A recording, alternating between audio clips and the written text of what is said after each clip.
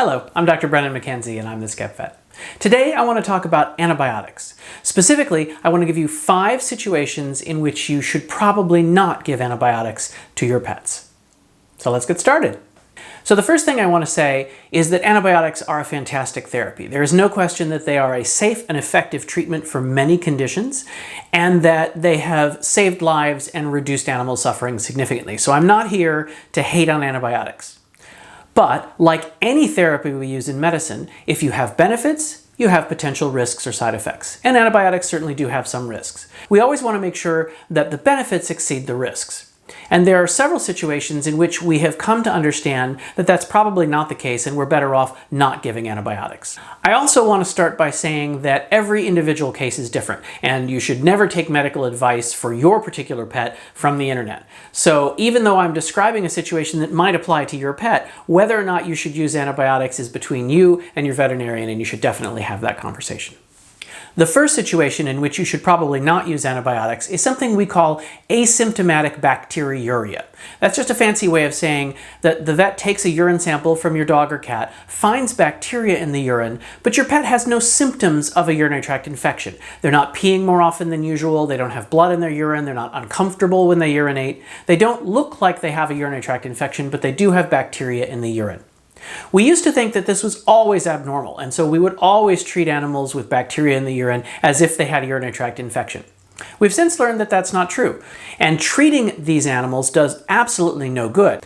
The second situation in which commonly I'm asked for antibiotics or I see veterinarians prescribe antibiotics where they're not beneficial is viral upper respiratory infections. In dogs, we often talk about kennel cough, which is just a way of describing something that is formally known as CIRD, Canine Infectious Respiratory Disease Complex.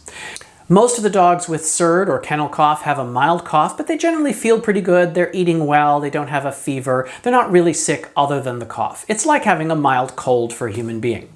The key is that even for the bacterial causes of kennel cough, there's really no reason to use antibiotics because the overwhelming majority of dogs will get better on their own. And antibiotics does little or nothing to shorten the length of time until they get better.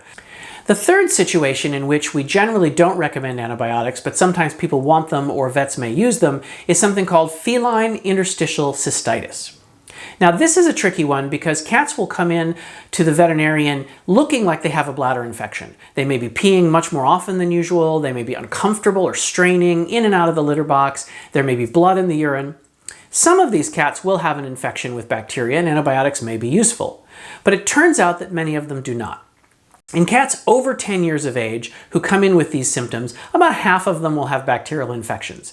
On the other hand, if you have a younger cat with these symptoms, a cat under 10 years of age, fewer than 5% of those cats actually have bacterial infections. The vast majority have what we call feline interstitial cystitis. This is a stress-related inflammatory condition that looks and feels just like a bladder infection, but bacteria are not the cause and antibiotics are not helpful. So if your doctor says to you, I know your cat looks like they have a bladder infection, but we don't think they do, and we probably shouldn't give them antibiotics, that's why.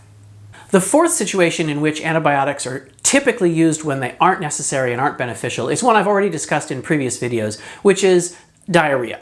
A lot of dogs will come in suddenly with diarrhea, often because they've eaten something they shouldn't, and the vast majority of these dogs will get better with time and supportive care. It's very common to use a drug called metronidazole, as well as a few other antibiotics, to treat these dogs, and the scientific evidence is pretty clear that this almost never makes any difference, and it does in fact cause some changes in the GI bacteria that are helpful and beneficial to your dog that could be bad for them. All right, the fifth and final situation in which people often expect antibiotics to be used, but they're really not necessary, is after surgery. Most surgeries are done in a sterile way, so if your dog goes in for a spay or a neuter, if they have a mass removed, even if they have something more invasive like a stone taken out of the bladder or a foreign object taken out of the intestines, most of those cases do not need antibiotics after surgery.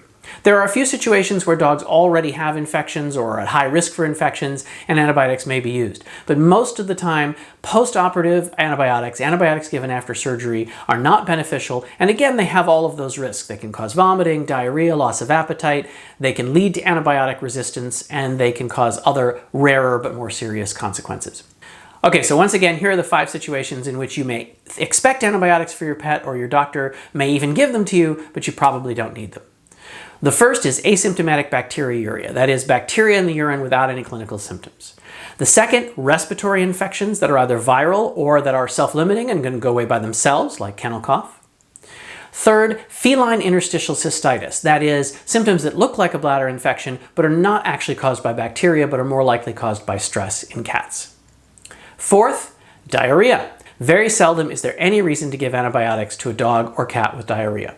And finally, fifth, after surgery. The vast majority of dogs and cats who have surgery do not need antibiotics after the procedure. I hope this has been helpful. Thank you for watching.